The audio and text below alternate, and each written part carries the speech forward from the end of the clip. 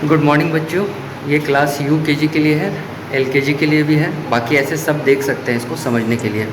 ठीक है, आप लोग टेबल लर्न कर रहे होंगे, जैसे 2 इंटू 1 इक्वल टू 2 है ना, 2 इंटू 2 इक्वल टू 4। इस तरीके से आप लोग टेबल लर्न कर रहे हैं, लेकिन आपको ये पता नहीं है कि 2 इंटू 1 इक्वल टू 2 क्यों होता है, 2 इंटू 2 इक्वल टू 4 क्यों होता है, आखिर में इसके पीछे रीज़न क्या है।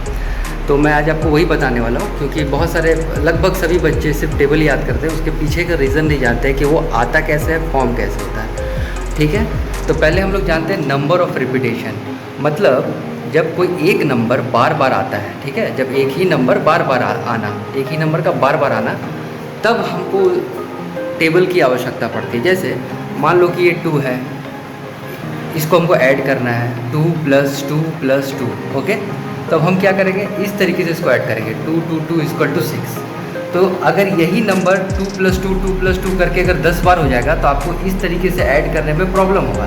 तो इसी के लिए हम लोग मल्टीप्लिकेशन निकालें। तो अब हम लोग करते क्या है, जैसे 2 कितनी बार आ रहा है, 1 2 3, 3 बार आया 2, तो 2 पर 2 लिख दिया यहाँ पे, और कितनी बार आया, 3 बार आया, तो उसको जब इंटू करते हैं तो 6 आता है। ठीक है, इसी तरीके से मान लो एक एग्जांपल और देते हैं, जैसे 2 + 2 2 + 2 2 + 2। अगर आपको इसको ऐड करना होगा तो इस तरीके से करेंगे, ये कितना लंबा होते जा रहा है, तो ये बन गया 8। ठीक है, लेकिन अगर इसको मल्टीप्लाई करेंगे तो क्या करेंगे, total number of repetition of 2, कितना बार 2 आ रहा है, तो 4 बार आ रहा है, तो 2 को क्या करते हैं, 4 से मल्टीप्लाई करते हैं तो 8 आ जाता है। तो हमको एक ही संख्या को बार बार जोड़ना ना पड़े, इसीलिए मल्टीप्लिकेशन बनाया गया, और उसके पीछे का रीज़न ये है। मतलब मल्टीप्लिकेशन जो बनता है वो ऐड करके बनता है, एक ही नंबर को बार बार ऐड करके मल्टीप्लिकेशन बनता है, लेकिन इसमें शर्त ये है कि नंबर सेम होना चाहिए। इसीलिए हमने कहा है कि number of repetition, same number of repetition होना चाहिए।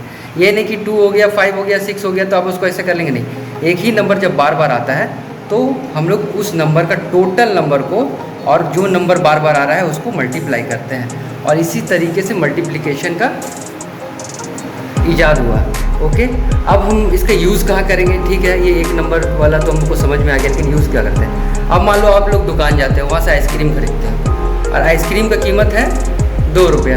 ठीक है, आपने शॉपकीपर से 5 आइसक्रीम लिया। अब आपको पता कैसे चलेगा कि मुझे कितना रुपया देना है। तब हम लोग क्या करते हैं, हर आइसक्रीम का दाम कितना हुआ, 5। ठीक है, 2 रुपया हुआ, और कितने हम लोग पीसेस ले रहे हैं, 5। तो हमारा कॉस्ट कैसे निकालेंगे, 2 × 5 = 10। तो इस तरीके से ही टेबल फॉर्म हुआ है, और आगे जितना भी 3 का टेबल हो, 4 का टेबल हो, इसी तरीके से, यानी वो भी एक ऐड है।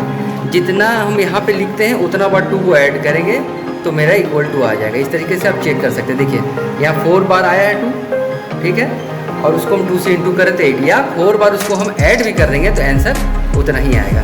तो बस यही समझाना था आप लोगों को। कोई भी चीज़ पढ़िए, क्वेश्चन कीजिए और समझ के पढ़ना है ना। कोई भी चीज़ के पीछे रीज़न होता है, बिना रीज़न का वो कभी भी आपको इस तरीके से नहीं पढ़ाया जाता है। इसलिए हमेशा स्कूल में क्वेश्चंस कीजिए कि ये ऐसा क्यों है, वो ऐसा क्यों है। और ये आज आप लोगों को मैंने कॉन्सेप्ट दिया है, अच्छा लगा होगा तो ठीक है, और इसको ध्यान से पढ़ना है और समझना है, और अगर हो सके तो आप अपने स्कूल के मैथ कॉपी पे कर लेना इसको। ओके, मैं एक स्क्रीनशॉट आपको भेज दूँगा इसका।